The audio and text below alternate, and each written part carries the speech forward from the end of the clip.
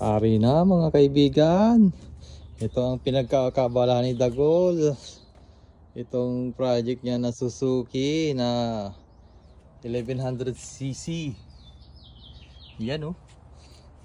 Nung nakuha natin, may tama ang transmission, walang spark, putol-putol ang wire.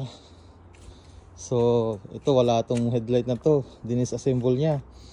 Hindi niya tapos tinanggal na niya yung airbox, pinalitan na niya ng mga ganito, pero okay lang. Tapos basta marami siyang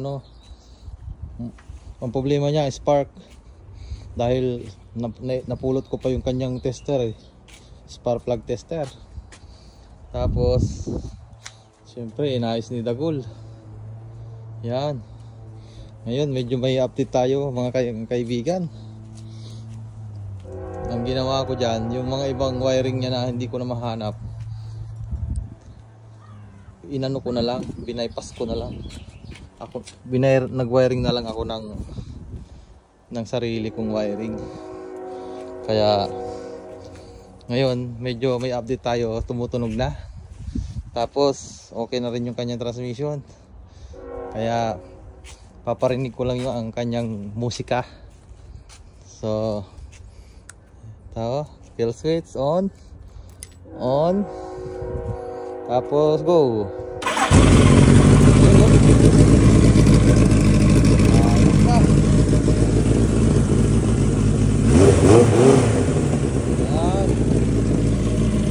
Road test ko na to sa labas, medyo ayos naman. 700cc. Tapos may ilaw na. Kusina.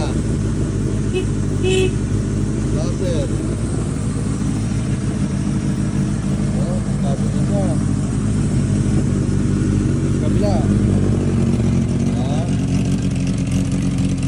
Pwede na natin itong i-restro.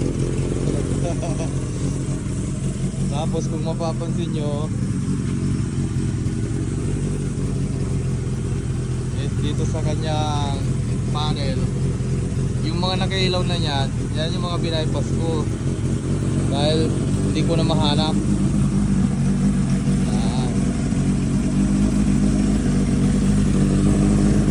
So pwede na to. Naka-idle na ng maayos. Laka na lang kulang.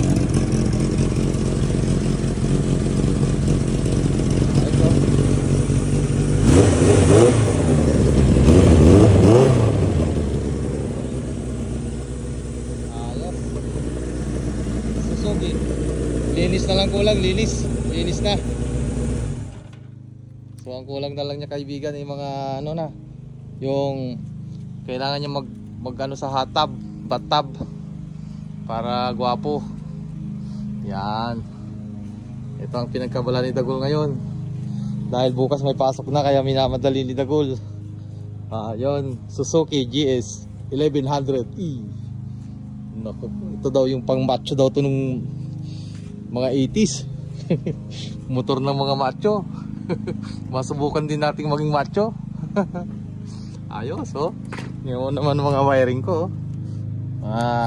Wiring ng mga unprofessional na wiring. So pero ayos lang. At least para sa atin lang yung mga wiring na yan. Pag nabili ng iba at binaklas niya yung mga wiring, bahala na rin siya mag-wiring. Ayun, ayos. So re-registro ko na lang to siguro bukas para ma-testing. Alright, see you later.